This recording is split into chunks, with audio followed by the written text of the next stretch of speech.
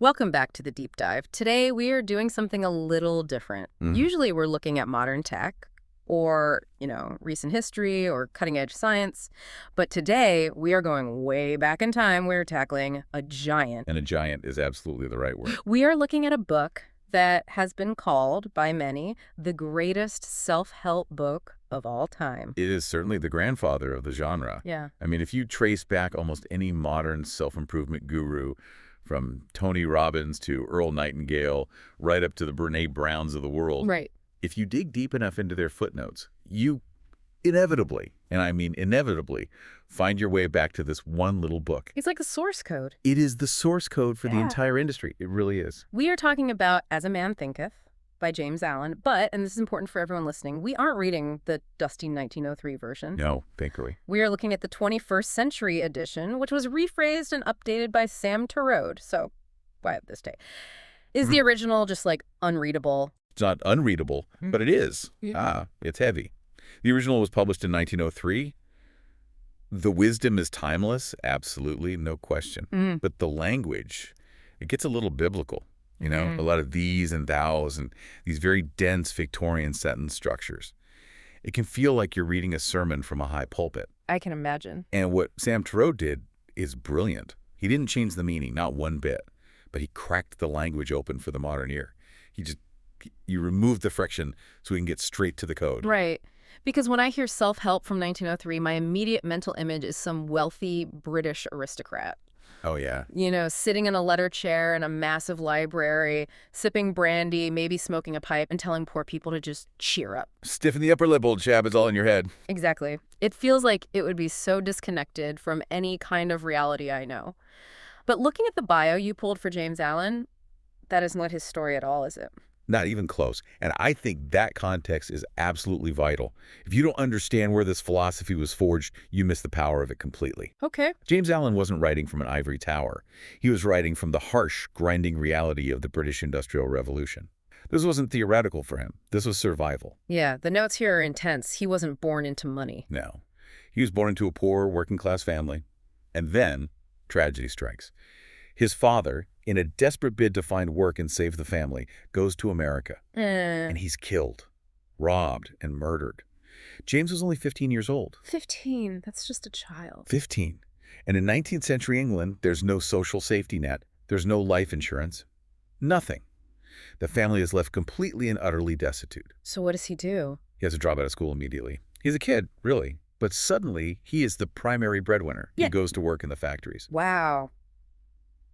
And we aren't talking about modern manufacturing with safety goggles and coffee breaks. Yeah. We were talking about turn of the century, soot-choked, dangerous, grinding labor. Long hours, low pay. Long hours, low pay, zero glorious future in sight.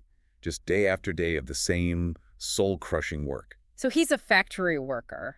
He's living the hardest life imaginable. He has every excuse to be bitter or tired or cynical. He has every excuse in the world. He could have easily said, the world is against me, the system is rigged, I am a victim of circumstance. Most people would have. But he didn't. No. And this is where the legend starts. He was a factory worker who refused to let his mind become a factory. That's the key. What do you mean? I mean, he refused to let his thoughts become repetitive, gray, and mechanical like his surroundings. For the next 20 years, he worked his way up through that system. He educated himself. He read voraciously in his spare moments. Lunch breaks, late nights. Lunch breaks, late nights by candlelight, whatever he could find. He eventually reached the level of executive secretary. He literally pulled himself up, not just by his bootstraps, but by his brain. That brings a whole different weight to the book's central premise, because the premise is bold. It isn't just think happy thoughts. No, it's so much more rigorous than that. It's almost scientific. It's the idea that our thoughts aren't just this internal narration or, background noise. They are blueprint. Mind is the master weaver. That is the core thesis. A master weaver. Allen is arguing for a strict, almost mathematical cause and effect relationship between your secret, internal thoughts and your public external destiny. He believes the world outside you is physically, tangibly shaping itself around the world inside you. And the mission for us today is to really unpack that. Because I think in pop culture, especially now, we hear positive thinking and we just roll our eyes. We think of catchy slogans, toxic positivity, or just, ignoring reality. Right. Just smile and the rent will pay itself. Yeah. That is not what Alan is saying. He isn't talking about pretending everything is fine. He's talking about the architecture of reality. So what is he saying fundamentally? He's talking about character construction. Yeah. He's talking about the physics of the soul, essentially. He's saying that thought is a force, like gravity or electricity. It's not passive. It's active. It's active. And whether you know it or not, whether you like it or not, you are directing that force every single second of every single day. You are building something with every thought. The question is, what are you building? So let's get into the machinery of it. Section 1 starts with a metaphor that, honestly, once you hear it, you can't unsee it. I know exactly what you mean. The garden of the mind. It is the central analogy of the entire book. Alan asks us to picture the mind as a garden. Now, think about a garden. It's a living ecosystem. It can be intelligently cultivated, All right, planned out. laid out with rows, flowers, fruits, planted with intention, or it can be allowed to run wild. But, and here's the key insight, it will bring forth results regardless. There's no off switch. There's no pause button. You can't just choose not to have a garden. Exactly. Yeah. There is no neutral state in nature. If you don't plant tomato seeds, you don't get a pristine, empty patch of dirt that stays nice and tidy forever. What do you get? You get weeds. You get weeds. And you don't even have to plant them. That's the scary part. Weeds are the default setting of entropy. Right. If you neglect it, things still grow. They're just things you don't want. They're prickly and they choke out everything else. Precisely. If seeds of intelligent, thought-like courage or kindness or clarity aren't planted and nurtured, then weed seeds will blow in from the world around you. From where? From the news, from your anxious coworker, from that cynical comment on social media, from your own old habits. They land, they take root, they flourish. And they produce a harvest just as abundant as the flowers would have been, only it's a harvest of misery, confusion, and anxiety. I think that's the part that really hits home. We tend to think of our minds as this private theater where we can just replay worries or grievances over and over, and it doesn't matter because it's just in my head. Right, no harm done. But Alan is saying there is no such thing as just in your head. No. He writes, as a plant grows from a seed, so every act grows from a seed of thought. Every single thing you do, every word you speak, every choice you make is the end result of a thought process. And he takes it further. He says even spontaneous actions, those things we do in the heat of the moment, are not truly spontaneous. This is a profound psychological insight, especially for 1903. We often excuse our bad behavior by saying, I just snapped. I don't know where that came from. Yeah, we've all said that. Alan would say, actually, you do know, or at least your subconscious knows. That action, that snap judgment, that sudden outburst of anger, or even that sudden act of kindness, was the blossoming of a thought seed you buried a long time ago. Oof, that's confronting. So there are no accidents in behavior, no out-of-character moments. Not according to this philosophy. Behavior is the blossom. Joy and suffering are the fruits. We are constantly reaping the harvest of our own inner garden. Can you give an example of that? Sure. Let's say you've been secretly nurturing resentful thoughts about your neighbor for 6 months.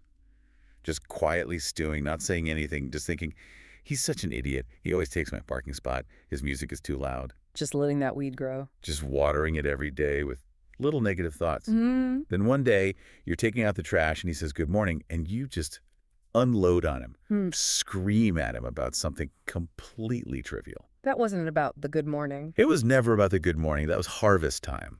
Yeah. The plant finally broke the surface. The trivial comment was just the sunlight that allowed the weed to bloom. This leads us to his definition of character. I think a lot of us think of character as something fixed, you know, like eye color or height. Mm-hmm. I'm just a grumpy person, or I'm just anxious, or I'm just not disciplined. We treat it like a factory setting we can't change. Alan rejects that completely, utterly. He says character is the sum total of our thoughts. It's not a fixed trait. It's a calculation. It's a result. It is fluid. Which is empowering, in a way. It means I can change. If I don't like my character, I can alter the inputs. It's incredibly empowering. Yeah. But it's also kind of terrifying. What? Terrifying. It is absolutely terrifying if you've been letting your mind run wild, because it removes all excuses. Yeah. It means a noble, godlike character isn't a matter of favor or chance.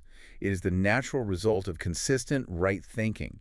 And the opposite is true, too. The opposite is just as true. A base, bestial character, someone who is cruel or weak or constantly afraid, That is the result of consistent wrong thinking. You can't blame your parents or your genetics or your environment for your character. You built it, thought by thought. We are the builders. You are the builders. He says we can build a fortress of joy within our minds, a place where we are safe and strong no matter what happens outside, or we can forge weapons of destruction. And we do it in secret. That's the scary part. Secret. We think, oh, I'm just having a jealous thought nobody knows. Or I'm just indulging in a little self-pity. Who does it hurt? But Alan says, wait, that thought is a seed, and eventually it will break the surface as a circumstance. That is the perfect segue to section 2, which I think is the hardest pill to swallow in the whole book. Without a doubt. This is the section on circumstances. This is the mirror. This is where people usually push back. This is where the resistance happens, and rightly so, because it challenges our favorite defense mechanism. Yeah. Being a victim. Yeah. I want to spend some real time here because this is where the philosophy can feel, well, it can feel harsh. The rule he lays out is, the outer condition of your life is always a reflection of your inner state. Right, and that's a tough one. Now, hold on. I have to play the skeptic here. If I get laid off because of a corporate merger that happened 3 states away, or if I get sick with a virus, or if my house gets hit by a storm, Alan is saying that's a reflection of my inner state. That sounds a lot like victim blaming. It sounds like saying, you got hit by a car, must be your fault for thinking bad thoughts. I'm glad you brought that up, because if you read Alan superficially, it absolutely sounds like that. Yeah. And that's not helpful. We have to be very nuanced here, and Alan is nuanced too if you look closely. He isn't a magician claiming you control the weather. Okay, help us find the nuance, because that's a big hurdle for a lot of people. He's not saying you control every single event in the universe. He acknowledges that other people have creative powers too, and sometimes their choices and actions intersect with yours. He isn't saying you telepathically caused the corporate merger from your desk. Okay, so what is he saying then? He is saying that our response to events, and more importantly, our attraction to certain types of environments and situations, is mental, and that the way we experience those events is entirely dictated by the state of our mind. Let's dig into that attraction part, because this sounds like the law of attraction, but it feels different from the version we see on Instagram or TikTok where people are just wishing for stuff. It is very, very different. The pop culture law of attraction is usually, I want a Ferrari. So I'll visualize a Ferrari, I'll put a picture of it on my vision board, I'll act as if, and then it will magically appear in my driveway. Right. Manifesting. Alan says, and this is maybe the most important line in the book, people do not attract what they want, but what they are. Ooh, say that again. That's a bumper sticker right there. People do not attract what they want, but what they are. Your whims, your daydreams, your wants, those are just surface noise. They have very little power. The content of your mind and heart, your deep-seated beliefs, your character, that is what attracts reality. He also says something about fear. Yes. He writes, the soul attracts that which it secretly harbors, that which it loves, and also that which it fears. That which it fears part is fascinating. Yeah. So if I'm obsessing over the fear of failure, constantly replaying scenarios where I mess up, I'm actually drawing it closer. You are feeding that seed. You are nurturing it. You are giving it your most precious resource, your attention. And the universe responds to that frequency. You are magnetizing yourself to the very thing you are trying to avoid because you are giving it so much mental real estate. Can you make that more practical? Think about it. If you walk into a job interview terrified that you're going to say something stupid, what is your brain focused on? Saying something stupid. Exactly. It's scanning for every possible stupid thing to say. You're tense, you're not listening properly, you're not present. And because of that state of being, you are infinitely more likely to stumble over your words or give a bad answer. You attracted the circumstance through the nature of your thought. This brings up the concept of victimhood versus mastery. I feel like this is the pivot point of the whole philosophy. It is. It's the continental divide of personal growth. As long as we believe we are pawns of fate, that the economy did this to me, my boss did this to me, my parents did this to me, we are victims. And victims are powerless. They are powerless. We might get sympathy, which feels good for a minute, but we don't get change. Right. It feels good to be the victim sometimes because it absolves us of responsibility. It's not my fault. Exactly. It's comfortable, it's warm, but the moment you realize, wait, I am the gardener, I let these weeds grow, you become a master. Even if the garden is a total mess, the moment you accept you are the gardener, you can pick up a shovel and start weeding. You move from, why is this happening to me, to, what did I plant that caused this? That's the question of a master. The terrifying question. but it's the only one that gives you power. But he gets really specific with his examples. He uses the example of a criminal, which is pretty extreme. He does. And again, he's writing in 1903, so his views on criminology are philosophical, not, sociological. Sure, understood. He says no one ends up in jail by accident. Now, obviously, he excludes the falsely convicted. He's talking about actual guilt here. But he says circumstances don't make a criminal. A bad neighborhood doesn't make a criminal. Poverty doesn't make a criminal. So what does? He argues that the circumstance of a desperate situation or an unlocked door or a moment of high pressure, those things do not create the crime. They only reveal the criminal thoughts that were already nurtured in secret for years. So the opportunity didn't create the thief. No. The thief was created in the mind over years of dishonest thinking, and the opportunity just let the thief out to play. Exactly.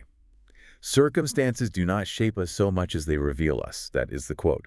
The pressure of life squeezes us, and whatever comes out, anger, grace, dishonesty, courage, that is what was inside all along. It's like a sponge. A sponge. If you squeeze a sponge filled with vinegar, you get vinegar. If it's filled with water, you get water. The squeeze didn't create the liquid, it just released what was already there. Okay, I have to play devil's advocate again. Because I know what the listener's thinking. They're thinking, but I'm a good person, I'm honest, I work hard, and I'm still struggling.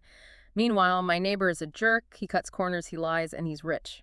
How does Alan explain that? It seems like being good isn't working. The honest failure paradox. This is one of my favorite parts of the book because Alan tackles this head on. He knows people think this, and his rebuttal is absolutely brilliant. What is it? How does he get around that? He says, we are oversimplifying human nature. We say, I am honest, therefore I should be successful. We treat it as transactional. I was good, where's my cookie? Right. It feels unfair. But Alan says, look closer. The dishonest man who is successful. He might be dishonest, yes, that's a huge weed in his garden. But he might also possess virtues that you, the honest person, lack. Like what? What kind of virtues could a dishonest person have? He might be incredibly decisive. He might be energetic. He might be remarkably efficient. He might have incredible focus. He might be willing to take risks you're afraid to take. He might work 18 hours a day while you're watching TV. So he's succeeding because of those virtues, the energy and the focus. Yes, the universe rewards decisiveness and energy. So he is reaping the rewards of his energy, which is wealth, but he is also reaping the harvest of his dishonesty. What's the harvest of dishonesty? It might be a lack of peace, constant paranoia, legal trouble later on, or eventual ruin. It's not one or the other. He's getting paid for his work ethic and punished for his morals simultaneously. The universe keeps a perfect ledger. And the honest man who is struggling. The honest man might be honest, which is a beautiful flower, but he might also be vain. He might be lazy. He might be indecisive. He might be crippled by fear. Alan argues that you cannot claim your suffering is solely due to your virtue until you have eradicated every single impurity from your mind. If you are honest but lazy, you will be poor. Not because you are honest, but because you are lazy. Wow. That actually clears up so much. So the dishonest guy is succeeding because of his focus, not his vices, and the honest guy is failing despite his honesty because of his vices like sloth or fear. It's a complex ledger. Exactly. It's not just good money, bad poverty. It's energy and focus results in dishonesty, corruption. They're happening at the same time. We are complex beings with complex gardens. You can have roses and poison ivy growing in the same bed. That really changes how you look at success and failure. It stops you from just being bitter about other people's success. Which is the point. Bitterness is a weed. If you are bitter about the corrupt rich guy, you are planting seeds of bitterness in your own garden, which will only yield bitter fruit for you. It poisons your water, not his. So what is the purpose of the suffering then? If I am struggling and it's my fault, is it just punishment? Is the universe just beating me up for my bad thoughts? No, and this is where the compassion comes into the philosophy. Suffering isn't punishment, it's education. Alan says suffering burns away the useless. It's the fire that purifies the gold. Gold is obtained by mining. Right. We have to dig deep into ourselves to find wisdom. If you are suffering, it's a signal. It's the universe ringing a bell saying, hey, there is a discord in your mind. There is a weed here. Find it and pull it. So it's feedback. It's feedback. Once you learn the lesson, the suffering ceases because it is no longer needed. It's like touching a hot stove. The pain isn't the enemy. The pain is the teacher telling you to move your hand. Let's move to the physical. Section 3. The body as servant. This is where he talks about the psychosomatic connection. And remember, he wrote this in 1903. This is way before modern medicine really embraced the idea that stress kills. It's remarkable how prescient this was. Today, we know all about cortisol, inflammation, the gut-brain axis. We have the science for it. But Alan intuited it. He says the body obeys the mind. How so? Consciously, we tell our hand to move, and it moves. But unconsciously, our thoughts tell our heart how to beat, our stomach how to digest, our blood how to flow. The body is always listening to the mind's secret whispers. He has that great line, a sour face is the expression of a sour thought. Tickles. It's so true, though, and we all know people like this. People whose default resting face is a scowl. Resting grump face. Exactly. Alan says that didn't happen overnight. That is years and years of cynical, resentful thoughts etching themselves into the muscles of the face. Can't fake a face for 50 years.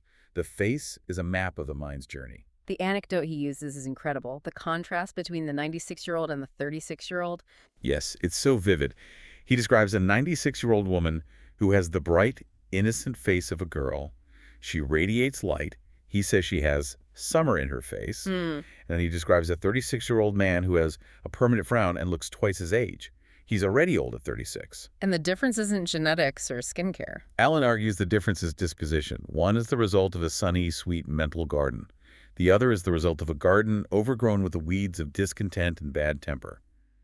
He says wrinkles aren't just about time, they are the etchings of our habitual thoughts.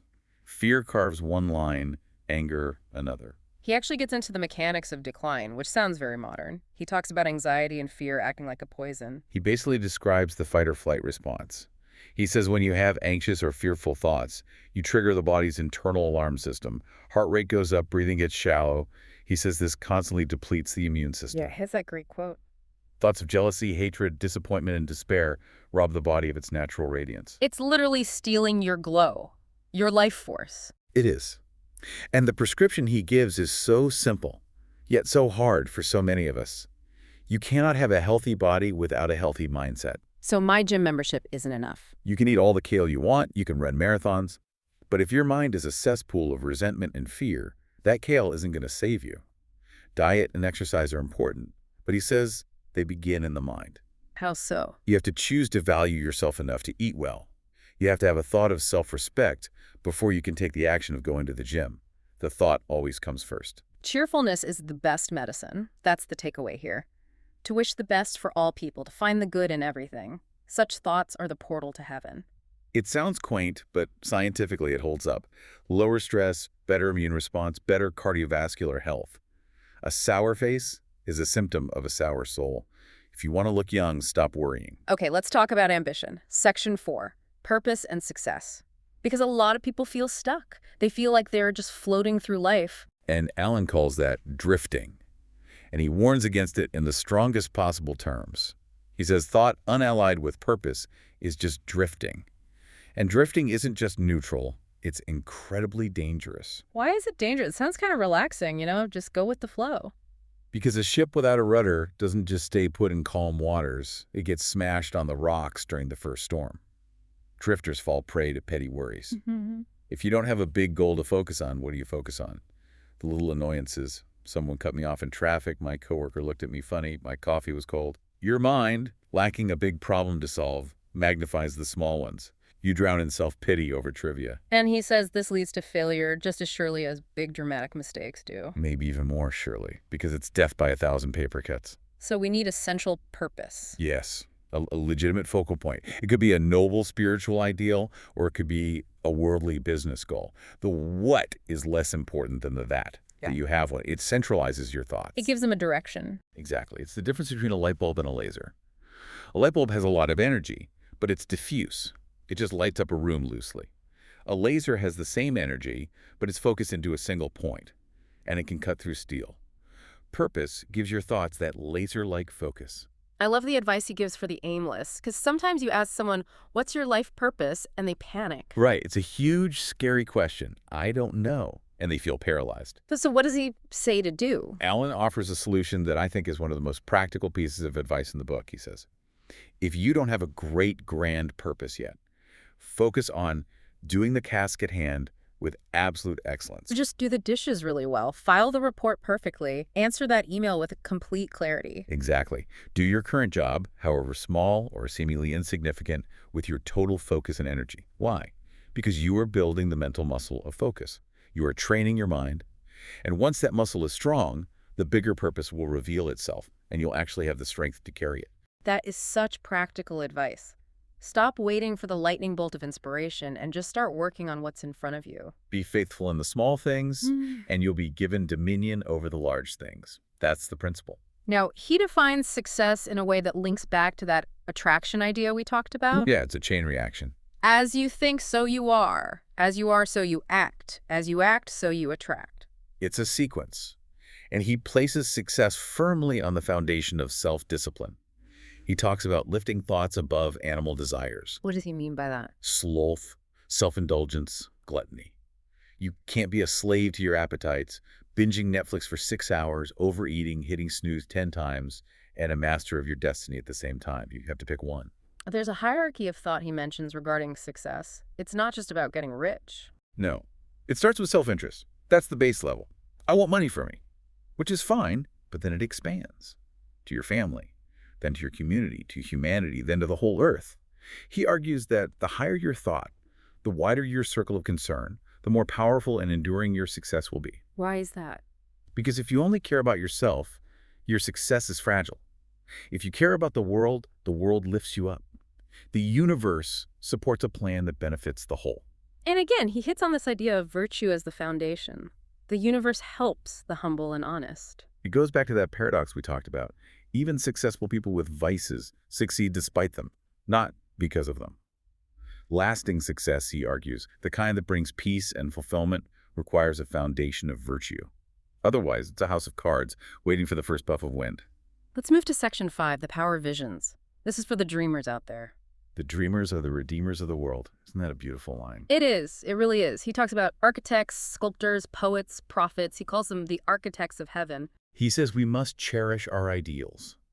The music that stirs in your heart, the vision of a better life you see in quiet moments.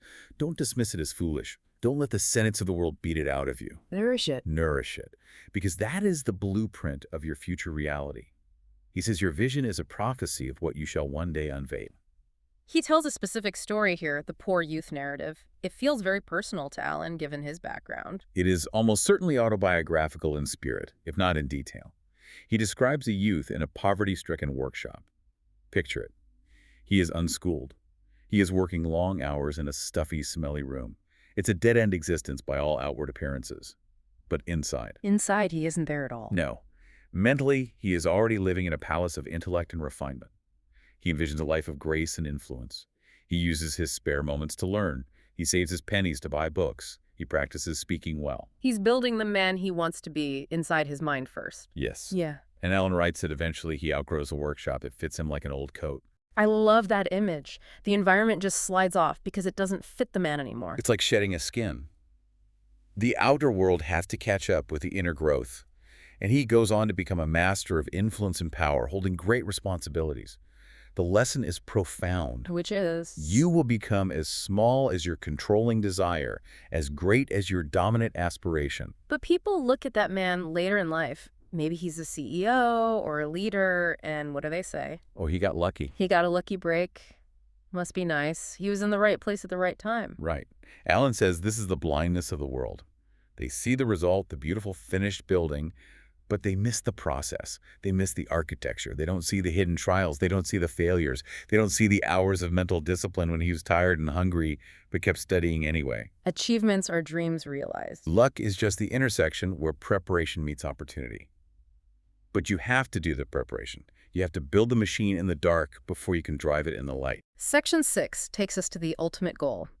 And interestingly, for a self-help book, the ultimate goal isn't a pile of cash. It isn't fame. It isn't a corner office. Well, It's serenity. peace of mind. The crown jewel of wisdom. He says this is more valuable than all the gold and silver in the world. He describes a calm person as being like a shade-giving tree in a storm. Think about that image. When life is chaotic, when the office is in a panic, when the family is in an uproar, who do you want to be around? Not the person who is also panicking. No. You want to be near the person who is poised, who is steady, the captain who is calm on the bridge of the ship. Alan says that calmness is power. People flock to calm people because they feel safe and anchored. But how do we get that calm? Is it just deep breathing? Is it just ignoring problems? No, it's not ignorance, it's wisdom. He says you can only be truly calm when you understand the law of cause and effect. When you know why things happen, that everything is a result of a seed, you stop fussing. You stop fuming. You don't rage at the weather? You don't rage at the weather, you just put on a coat. You understand the mechanics of life. You see the hidden laws at work, so you're not surprised or angered by the results. It requires mental agility. Yes, the ability to see things from new perspectives, to not just react emotionally, but to understand intellectually. He has this powerful little trinity. Self-control is strength. Right thought is mastery. Calmness is confidence. The command he gives is beautiful. Say to your heart, peace, be still. It's the ultimate victory. To conquer your own mind so thoroughly that nothing outside of you can disturb your peace. That is when you have truly mastered the game of life. When the world is spinning and you are the stillness at the center. No, that's the theory. And it's beautiful, powerful theory. But this is the 21st century edition, and Sam Torode added something very practical at the end. Yes, a godsend. Section 7. The exercise. And I'm so glad he did. Because sometimes you read a book like this and think, okay, great, I'm inspired, but what do I do right now at my desk? How do I start weeding the garden? Exactly. So let's walk through the method. It's a visualization exercise, but with very specific rules. Step 1. Handwriting. Crucial. Do not type this into the Notes app on your phone. Do not type it on a laptop. Get a pen and paper.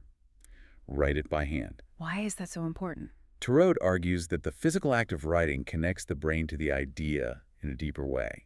It slows you down. It forces you to be deliberate. It imprints it on the mind in a way that tapping on a glass screen simply doesn't. Okay, handwriting, I can do that. Step 2. Time frame. Imagine your life 5 years in the future. 5 years is a good horizon. It's far enough away to be truly transformative, so you can imagine a completely different life, but it's close enough to feel real and achievable. Not so far away that it feels like science fiction. Exactly. Step 3. The phrasing. This is very specific. You have to start with the phrase, I am so happy and grateful now that. Present tense. This is a classic visualization technique for a reason. You don't write, I hope to be, or I want to be, or I will be. Why not? Because that keeps it in the future. That tells your subconscious it's something you lack. You write, I am. You are describing a reality that already exists. You are aligning your brain with that reality. I am so happy and grateful now that I am running my own successful business. I am so happy that I'm physically fit and full of energy. Perfect. You're feeling the feeling now. And he breaks it down into categories, right? It's not just one big goal. Yes. And this is key for balance. Don't just do career. That's a trap. Write a brief paragraph for the major areas of a full life. Romantic partner, work, home, finances, creative expression, spiritual connection. Cover the whole garden. You want a balanced life, not just a rich one. Now, there is a control rule here that is really important. This prevents you from setting yourself up for disappointment. This is the safety rail. This is what keeps the exercise from becoming frustrating. You must focus on things within your control. Give us the bad example. Bad example. I am so happy and grateful now that Jenny loves me. Why is that bad? It sounds nice. Because Jenny is a sovereign human being with her own free will. You cannot mentally coerce Jenny into loving you. That violates her agency and sets you up for absolute failure if Jenny decides to move to Peru. Your happiness is dependent on someone else's choice. So what's the good example? How do you fix that? You focus on the state of being, not the specific person. You would write, I am so happy and grateful to be in a mutually loving, supportive, and respectful relationship. So you're describing the quality of the connection. Exactly. The quality of the connection is something you can attract by becoming the kind of person who has that connection. You leave the who up to the universe. Another bad example he gives. I'm happy I won a Grammy. Right. Same principle. That depends on voters, committees, industry trends, 1,000 things outside of your control. So the good example would be, I find deep joy and fulfillment in singing on stage with confidence and connecting with my audience. That is internal. That is something you can cultivate. And ironically, focusing on that inner joy and excellence is usually what leads to the Grammys anyway. But the goal is the feeling, not the external trophy. So write it down. Present tense. 5 years out. By hand. Focus on what you control, on the state of being. And then here's the last step. Put it away. You don't need to obsess over it every day. You don't need to read it every morning. You've planted the seed. You've set the destination in your mind's GPS. Now just get back to your daily work of watering the garden. And what happens? Tarot says if you save that paper in a private location and pull it out to look at it 5 years later, you will be absolutely amazed at how much of it has come to pass, often in ways you never could have predicted. It's like setting the rudder of the ship. You might tack and jibe, you might hit some waves, but the destination is locked in. Exactly. Your subconscious starts working on it in the background, guiding your small, daily choices towards that big picture. We have covered a lot of ground today, from the set of the Industrial Revolution to the Garden of the Mind, and all the way to the serenity of wisdom. It is a journey from the inside out. That is the summary of James Allen's entire work. The world is a kaleidoscope. It presents changing colors, but those colors are exquisitely, perfectly tuned to reflect the moving thoughts of your own mind. You are the weaver. You aren't just watching the movie of your life. You are the projector. You are. 100%. So here is the big question to leave you with today. We talked about how we build our own dissatisfaction. We talked about the strange comfort of victimhood. Right. It's safer to be a victim. It's easier.